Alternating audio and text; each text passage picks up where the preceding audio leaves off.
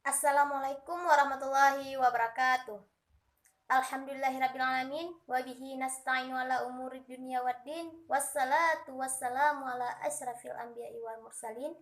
Wa ala alihi washabihi ajma'in. Amma ba'du.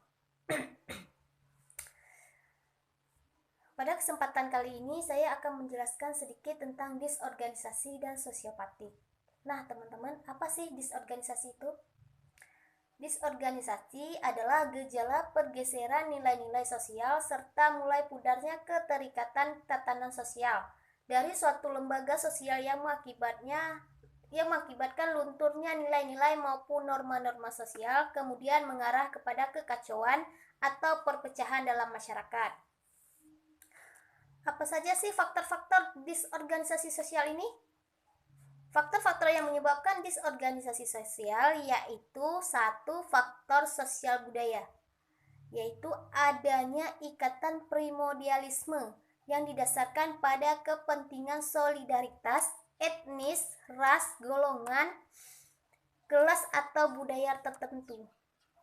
Kemudian yang kedua ada faktor politik, adanya pandangan politik yang berbeda cenderung pada konflik atau pertikaian. Yang terakhir itu faktor ekonomi. Faktor ekonomi itu terlihat dari munculnya kesenjangan kelas serta status sosial dalam aspek ekonomi. Kemudian ada beberapa jenis-jenis disorganisasi yaitu normlessness, suatu keadaan yang tergolong pada disorganisasi yang menggambarkan ketidakadaan norma sebagai acuan. Karena norma lama dianggap sudah tidak relevan dengan kehidupan, sementara norma yang baru belum ada. Kemudian yang kedua itu ada cultural conflict, yaitu suatu disorganisasi yang menggambarkan keberadaan norma atau aturan yang dijadikan acuan untuk bertindak, tetapi pada kenyataannya saling bertentangan dalam kehidupan masyarakat. Kemudian yang terakhir itu ada breakdown, merupakan di mana pelanggaran dianggap sebagai sesuatu yang biasa di dalam masyarakat. Sedangkan sosiopatik ialah tingkah laku yang berbeda dan menyimpang dari kebiasaan serta norma umum, yang pada suatu tempat dan suatu waktu tertentu sangat ditolak, sedangkan tingkah laku tersebut berada di lain waktu dan tempat yang bisa diterima oleh masyarakat lainnya. Faktor penyebab sosiopatik belum diketahui secara pasti, namun perilaku ini diduga dipengaruhi oleh faktor genetik dan pengalaman traumatis pada masa kanak-kanak.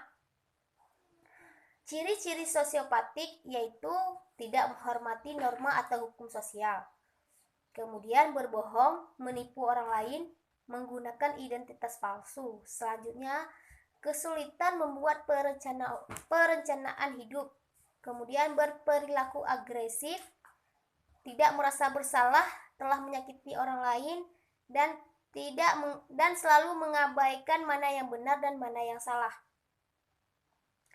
Ada beberapa pendekatan penyelesaian disorganisasi sosial dan sosiopatik, yaitu melalui bimbingan konseling. Selanjutnya ada upaya preventif. Upaya preventif itu merupakan kegiatan yang dilakukan secara sistematis, berencana, dan terarah menjaga perilaku disorganisasi dan sosiopatik untuk timbul.